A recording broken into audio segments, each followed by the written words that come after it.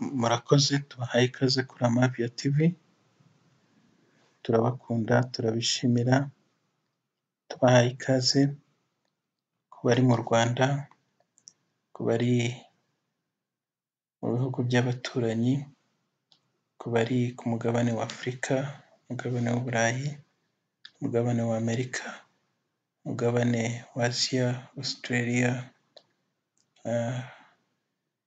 Oceanie ndetse n'ahandi, bari mu bihugu bigiye bitandukanye, bari muri Amerika, bari muri Canada, bari mu Bufaransa, abari muri Belgique, abari mu bindi bihugu bitandukanye tutabashije kuvuga, mudukurikirana, tubahaye ikaze muri iki kiganiro tugiye kuganira. Ni ikiganiro twahaye umutwe uvuga ngo ibintu birindwi ukwiriye kwitondera igihe ukiriho mu isi. Ni ibintu bishobora kumeneka ntubashe kuba wabasha kubitoragura. Ni ibintu bishobora kwangirika ariko kubizura bikaba bitoroshye. Byagufata imbaraga, byagufata igihe, byagufata umwanya, byagufata ingamba zikomeye cyane, ariko Abanyarwanda nibo bajya bavuga ngo kwirinda biruta kwivuza, kuko iyo wirinze urinda guta umwanya wawe, urinda ubutunzi bwawe, ugakomeza kugera kuri byinshi kubera ko utari kwangiza. Rero mugubwe neza muri iki kiganiro kandi munezererwe amagambo y'ubwenge yubaka ubuzima bwanyu bwa buri munsi. Ni ibintu birindwi tugiye kuganiraho, turaza kubibanyuriramo ariko uyu munsi turaza kwibanda kuri kimwe, tuzakomeza no ku bindi kugeza tugeze ku kintu cya karindwi. Ikintu cya mbere ukwiriye kurinda cyane ni izina. Ikindi kintu ukwiriye kurinda ni umutima wawe. Ikindi kintu ni intego yawe, impamvu uriho ku isi. Ikindi ni ubuzima bwawe. Ikindi ni umuryango, ni urushako, ni ubuzima ubayeho ariko bwo mu muryango. Ikindi ni amagambo yawe uvuga. Ikindi ni ejo hazaza hawe. Ariko uyu munsi turibanda ku ijambo rya mbere rivuga ngo kurinda izina ryawe. Murakoze, ngaho munezererwe ikigiye gukurikiraho. Muri kumwe na Ndacyayisenga Jean de Dieu kuri Amavia TV nk'uko bisanzwe. Ntukureho, nturambirwe, ntuteshuke, ahubwo ukomeze kugeza ku munota wa nyuma, kugeza n'ikindi kiganiro kizakurikiraho, n'ikindi n'ikindi n'ikindi, kugeza tugeze ku kintu cya karindwi ukwiriye kurinda. Imana ibahe umugisha, mugubwe neza, mukomeze muryoherwe na Amavia TV n'ibiganiro ikomeza kubagezaho. Ntimuhweme gukora subscribe, ntimuhweme gukora comment, ntimuhweme no kubisharinga n'inshuti zanyu mu magurupe atandukanye, ayo kuri Facebook, ayo kuri WhatsApp, ayo kuri Instagram ndetse n'izindi zigiye zitandukanye, kuko niyo nkunga ikomeye mudutera. Murakoze, ngaho nimuryoherwe n'ikiganiro cy'ibintu birindwi ukwiriye kurinda iminsi yose ukiriho, ugihumeka, ugikora, ugifasha, ukitanga, ugitekereza, ukwiriye kubyitaho ukabirinda nk'uko urinda ibindi bintu byawe by'agaciro. Ngaho nimugubwe neza, Imana ibahe umugisha, murakoze. Ikaze kuri Amavia TV, nitwa Ndacyayisenga Jean de Dieu, ninjye tugiye kugirana ikiganiro.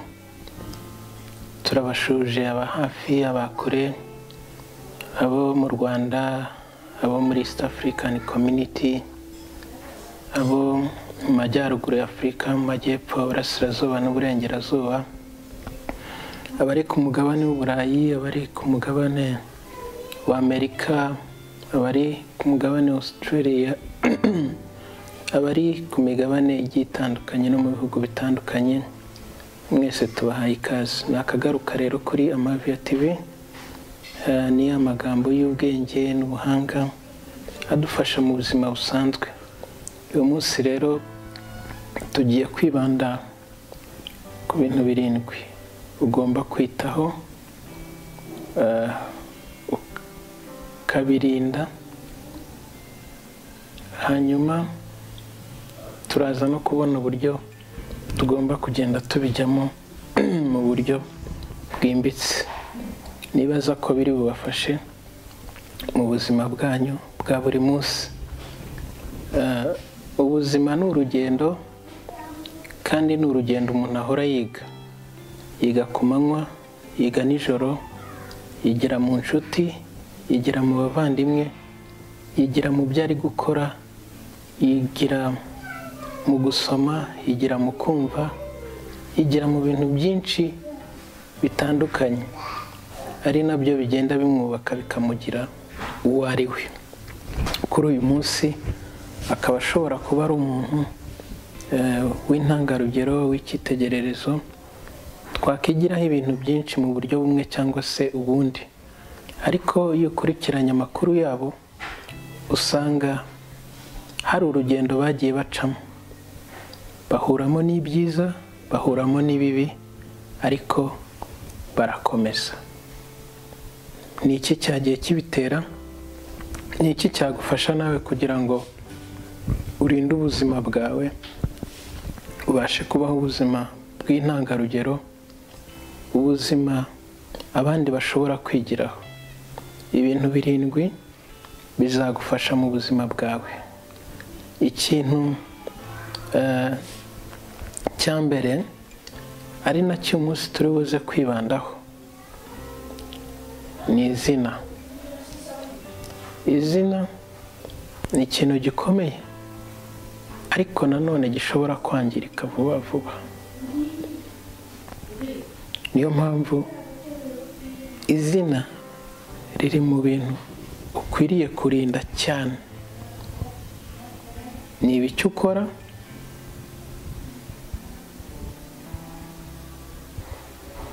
ni ibiki uvuga, ni ibiki ubamo. Hari umuririmbyi yigeze aririmba aravuga ngo burya ngo umuntu si we muntu, ngo ahubwo ngo mu bimenyetso bifatika imirimo ye niyo imuranga, byerekana ko ibyo ukora nibyo akenshi bitirira izina ryawe. Turaza kubireba mu magambo wenda arambuye. Ikindi kintu ukwiriye kurinda mu buzima ni umutima wawe. Umutima habamo ibintu byinshi. Bibiliya yaravuze ngo rinda umutima kurusha ibindi birindwa, ngo kuko ariho iby'ubugingo bikomoka, niho inama zibera, n'ibitekerezo bicurirwa, niho amarangamutima yawe agaragarira, yaba meza cyangwa se mabi. Ariko icyo tuzaba turebaho ni ukurinda umutima wawe mu buryo bwiza butuma uba uri umuntu w'intangarugero. Ikindi kintu ni intego yawe. Intego yawe yo kubaho kwawe, y'ubuzima bwawe, ni impamvu uriho hano ku ino si.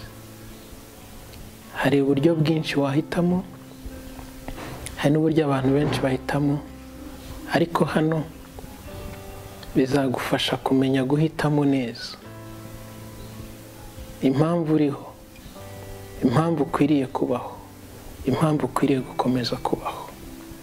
Kuko burya mu gihe cyo kubaho umuntu abaho, ariko n'igihe cyo gupfa iyo kibaye umuntu akomeza kubaho, kubera ko hari ibyo yakoze byabaye intangarugero, abantu barabizirikana, babiha agaciro ndetse baranabyapurayinga mu buzima bwabo bwa buri munsi.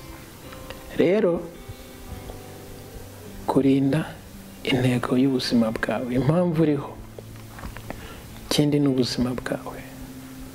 Ubuzima ni nk'imodoka itwara ibintu byose, kuko udafite ubuzima ntacyo wakora, udafite ubuzima ntiwagira umumaro, udafite ubuzima ntacyo. Ariko ubuzima nabwo tuzareba uburyo umuntu akwiriye kwita ku buzima bwe kugira ngo bube ari ubuzima bwiza,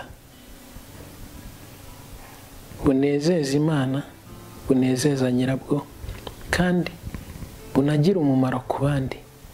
Kubera ko iyo ufite umubiri muzima ugira umumaro, ariko iyo ufite wenda ubuzima bwawe atari bwiza, hari limitation ugira.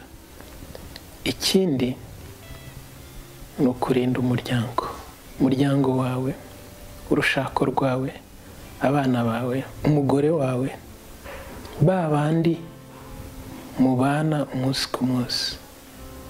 Abo ni abantu bakwiriye kurindwa mu rwego rukomeye cyane,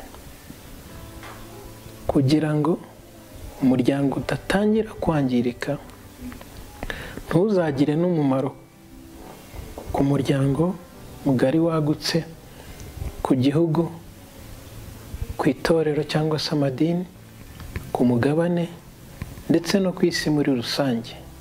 Kuko mu muryango niho umuntu abonera ibintu byose, niho abonera discipline, niho abonera indangagaciro, niho abonera umuco, niho abonera ibintu byose. Rero umuryango ikintu gikomeye gikwiriye kurindwa mu buryo buhambaye cyangwa se bukomeye. Ikindi ni amagambo yawe, amagambo uvuga, amagambo yawe ya buri munsi. Ni igiki kikuvamo, ni ibiki bikuvamo. Dukunda gusohora, tugakunda no kumva, ariko Bibiliya yigeze ivuga ijambo, iravuga ngo ntago hahumanya ikijyamo, ahubwo hahumanya ikivamo. Ni igiki kiva mu kanwa kawe? Ni ikintu kirema, ni ikintu cyubaka, ni ikintu gikomeza, ni ikintu gitanga urugero ku bandi, cyangwa ni ikintu gisenya. Ariko hano tuzibanda uburyo ukwiriye kurinda amagambo uvuga, kuko amagambo uvuga agira ingaruka nziza cyangwa mbi. Ariko tuzakubwira uburyo uvuga amagambo meza agira ingaruka nziza. Bibiliya yaravuze ngo nujya gusohora ijambo, jya ubanza ugaragura ururimi rwawe inshuro 7, ubanza kwibaza ngo kubera iki, kubera iki, ni impamvu ki, ni hehe, ni mu buhe buryo ngiye gusohora rino jambo. Ibyo bintu ni ibintu bishobora kugufasha kujya umenya gusohora amagambo meza, ari selected, inspiringa, akomeza, yubaka, bitewe n'ahantu uri n'abantu ugiye kubibwira. Kuko icyo uvuze uba uzahura nacyo mu minsi iri imbere, cyangwa se kikazahura n'urubyaro rwawe, cyangwa se kikazahura na community yawe. Rero amagambo uvuga ukwiriye kuyitaho kandi ukayarinda. Ikindi n'ejo hawe, ejo ubundi naho Imana, ariko ejo ni heza, kubera ko umuntu agenda azamuka, ntagenda asubira inyuma, agenda yunguka ubumenyi, agenda agera kuri byinshi.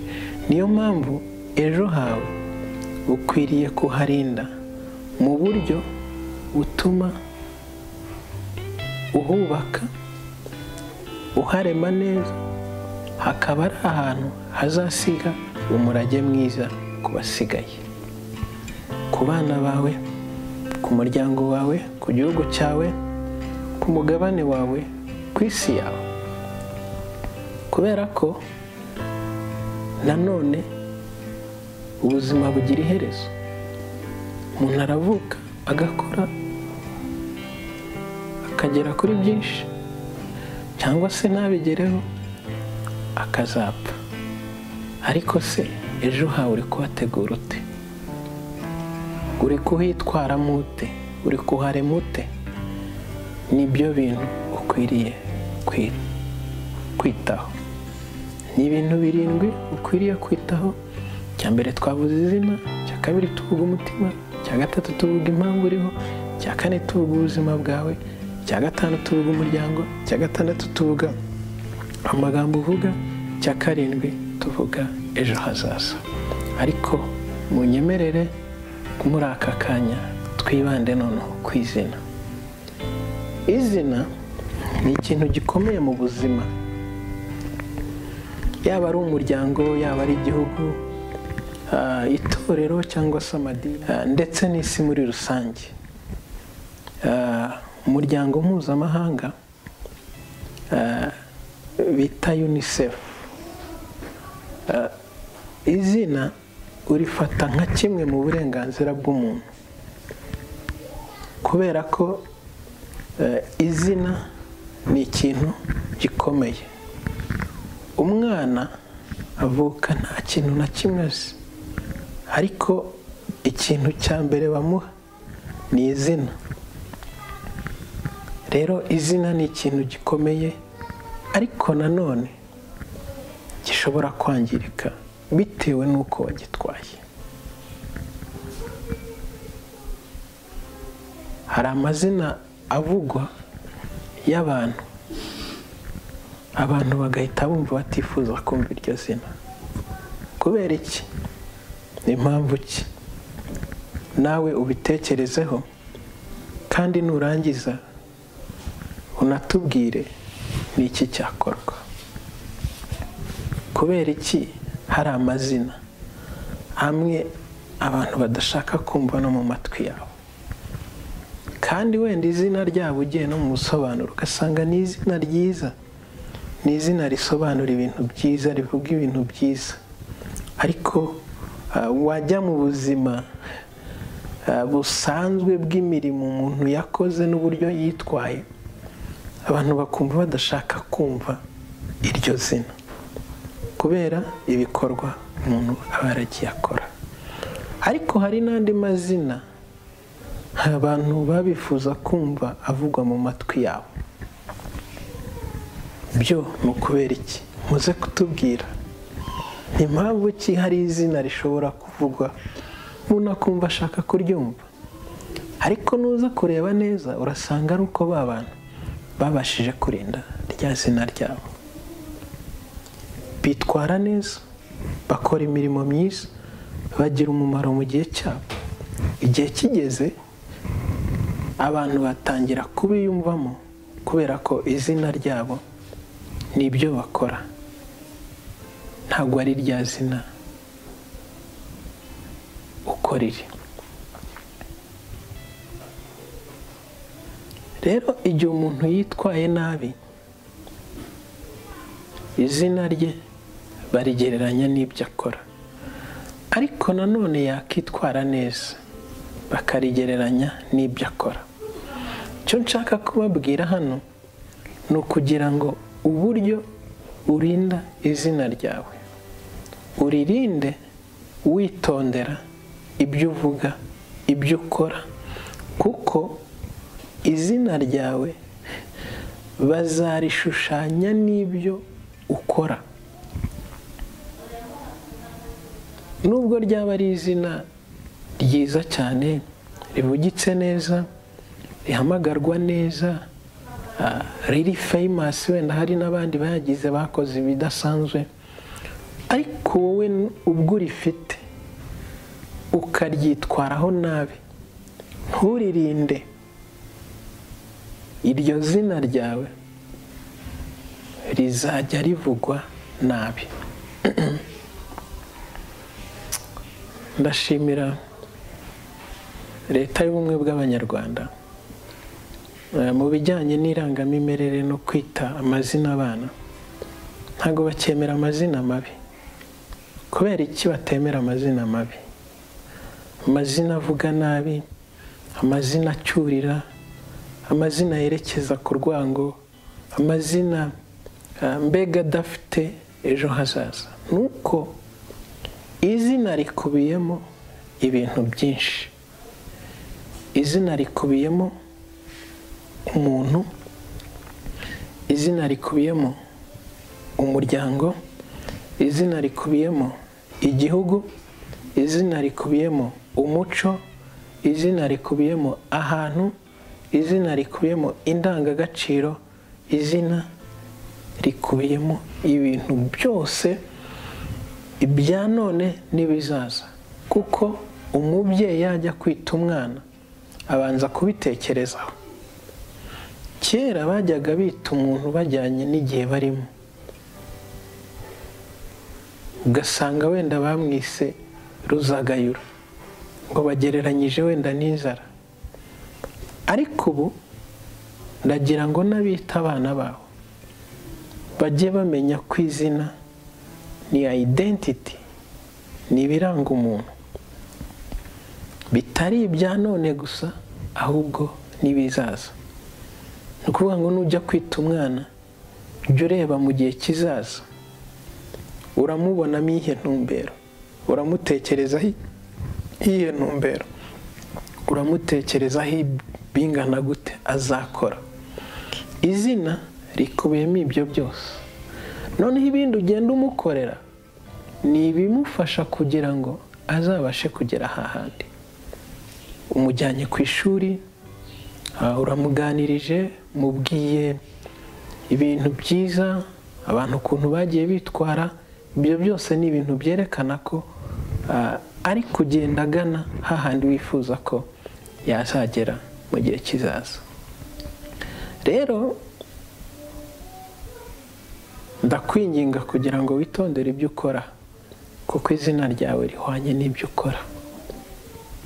Nukora bibi bazakumenyaho ibibi, ariko nukora ibyiza bazakumenyaho ibyiza. Izina ryawe rizamamara. Muri iyi minsi hari igitabo ndi kwandika kivuga ngo kwishakamo ubushobozi biri mu bitekerezo by'umuntu. Mbararikiye wenda kuzakitabira nikijya hanze. Hari aho nagarutse ku bikorwa by'umuntu w'indashyikirwa udasanzwe, umuyobozi wacu, Perezida wa Repubulika, His Excellency Paul Kagame. Ni byiza ko burya tunavuga n'ibyiza by'abantu kugira ngo n'abandi bajye bamenyeraho, bamenye ko hari ibyiza byinshi, ni nabyo dukwiriye gushyira imbere. Yahinduye byinshi, uhereye mu rugamba rwo kubohora igihugu kugeza na n'uyu munsi, aho abanyarwanda bose bumva bishimiye intambwe imaze guterwa. Rero nuko yagize ubutwari budasanzwe, akora neza, akora ibyiza bimugirira umumaro, binagirira sosiyete umumaro.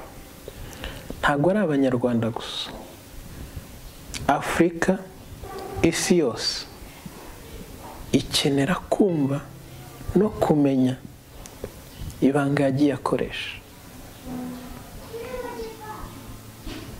Abantu benshi bashaka kugaruka ku izina, baba bumva bakwita abana babo Kagame. Kubera iki? Kubera ko izina rye ni izina ryagize imirimo myiza idasanzwe buri muntu wese yakwishimira, yakumva yaraga umwana we, kugira ngo umwana we nawe azagendere muri rya zina, azakore ibihambaye. Rero hari n'igihe cyageze abantu bararirimba, baravuga ngo ndandambara yandera ubwoba, ngo iyarinze Kagame nanjye izandinda. Kugeza n'ahantu baririmba izina ry'umuntu, ntabwo ari ibintu biba byarapfuye kuza. Kubera iki se abantu bose batabaririmba? Kubera iki se abantu bose batabatanga mu ngero? Kubera iki se tuba dukwiriye kumenya ngo kubera iki, kubera iki, kubera iki? Twarangiza ibyo bintu tukabibwira abantu. Yahinduye ubuzima bwinshi bw'abantu benshi, abapfakazi, abakene, imfubyi, abatagira shinge na rugero, nta kurobanura. Igihugu gifite umutekano, igihugu gifite ibikorwa by'iterambere, igihugu kiri kurugana heza, igihugu gifite viziyo 2050, igihugu kimaze kugera ku ruhando rwiza mpuzamahanga. Ni ibintu byiza byo kwishimira. Ariko ibyo byose abantu bageraho bakarishyira mu izina, kubera ko izina ari ikintu gikomeye. Izina ryakoze ibihambaye. Njye wenda nagize umugisha wo kujya mu bihugu bigiye bitandukanye, ariko iyo nageragayo barambwiraga the man of Kagame, the man of Kagame. Kagame is a great man on this earth.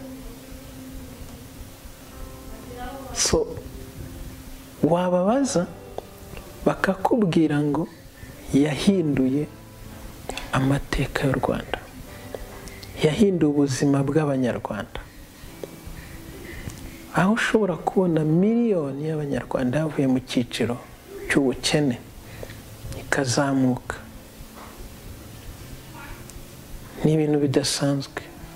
Ibyo byose bahita babikubira mu izina. So nukora neza, izina ryawe rizamenyekana. Nukora neza, izina ryawe rizahora riririmbwa. Nukora neza, uzasiga umurage mwiza. Abantu bazagenda bawuraga abandi, babifuriza gukora nk'ibyo wakoze mu buzima bwawe. Ndabifuriza kurinda izina ryanyu, mukora ibyiza, kuko nimukora ibyiza muzagera kure, muzaba abantu badasanzwe. Izina ryiza rikingurira imiryango inzugi ku bana bawe, ku nshuti zawe, kubo mubana no kubo mugendana, kubera ko izina ryawe riba ryahindutse umugisha, kuko rikora ibyiza rigahesha abandi umugisha. Uwo mugisha uraguka ukava ku gihugu cyawe ukagera no ku bindi bihugu, kubera ko izina ryawe ryakoze ibyiza mu gihe cyaryo cyo kubaho. Imana ikomeze idufashe, kandi Imana ikomeze ibafashe kugira ngo ubuzima bwanyu mubashe kurinda izina ryanyu. Muririnde mukora ibyiza, mwe gukora ibibi, mwe kwivanga mu bibi, ahubwo mukora ibyiza. Mukora iby'urukundo, mukora ibyo kubaha, mukora ibyo guhindura ubuzima bw'abantu, mukora ibyubaka, ibikomeza abandi, ibibashyigikira, bizana impinduka mu buzima bwabo bwa buri munsi. Nsoza ngana ku musozo, ndagira ngo nkubwire ngo rinda ibyo uvuga, rinda ibikorwa byawe biba ari ibikorwa byiza atari bibi. Rinda abagukomokaho utazabasigira umurage mubi. Rinda abo uyobora cyangwa bari muri cycle of influence, ubarinde nabo amazina mabi kugira ngo amazina yabo abe amazina meza. Irinda ibikorwa bitakubahisha, irinda ibikorwa bitubahisha sosiyete yawe, irinda ibikorwa bitubahisha izina ryawe, irinda utuntu duto twasuzuguza izina ryawe. Ibyo nubasha kubyirinda uzagera kure, uzaba udasanzwe, kandi izina ryawe rizakomeza kuvugwa, waba uriho waba utariho, waba uri mu gihugu waba utari mu gihugu, waba uri mu muryango waba utari mu muryango. Izina ryawe rizakomeza kuvugwa kubera ko waririnze, ukaririnda wirinda ibibi, ahubwo ukora ibyiza ku manywa na nijoro. Murakoze, Imana ibahe umugisha kandi Imana ikomeze ibishimire. Mukomeze musangize ibiganiro inshuti zanyu, abavandimwe banyu, kugira ngo nabo batangire bamenye ibintu bakwiriye kurinda. Kandi mudushyigikira mukora subscribe, mukora comment, munakora share. Ese koko kurinda izina ni ibintu by'umumaro? Ese koko harimo umugisha? Ese koko izina rishobora kubaho na nyuma yo gupfa k'umuntu? Ese biba byagenze gute kugira ngo izina ry'umuntu risigare nubwo yaba atakiriho? Murakoze, ibitekerezo byubaka bijyanye no kwirinda, murinda amazina yanyu. Sina byiza kuvugira ibibi kuri social media, sina byiza gukomentinga uvuga ibibi, komentinga uvuga ibyiza, kuko nabyo biri muri pati yo kubaka izina. Hari abantu bagiye batarinda amazina yabo, ntabwo nshaka kubagarukaho, ahubwo twibande kuri babandi barinze amazina yabo. Ese hari abo muzi mwatangaho ingero? Mubatubwire muri komenti, muvuge ibyiza byabo kugira ngo abantu benshi banasoma komenti bigiremo. Nanjye numva nifuza kurinda izina ryanjye mu buzima bwanjye bwose nzabaho, nkaririnda kugira ngo abana banjye, abazankomokaho, igihugu cyanjye, umuryango wanjye, Afurika yanjye, isi yose izigire kuri byinshi kuri njyewe mu gihe nzaba ntanakiriho n'igihe nzaba nkiriho. Ibyo rero ni ibintu umuntu akora akiriho. Mbifurije gukora neza, mbifurije kuvugwa neza, mbifurije kurinda amazina yanyu iminsi yanyu yose muzamukiriho. Imana ibahe umugisha, Imana ibishimire. Yari Amaviya TV na Ndacyayisenga Jean de Dieu, tubakunda kandi tubifuriza ibyiza mu buzima bwanyu bwose bwa buri munsi. Mugubwe neza, naho utaha tugiye ku yindi ngingo y'ikindi kintu ugomba kurinda, umutima wawe. Ndakuraritse, ntuzabure, ntuzakererwe, ntuzumva agace, ahubwo uzumve byose. Imana ibahe umugisha, mugubwe neza. Bye bye. Bye bye.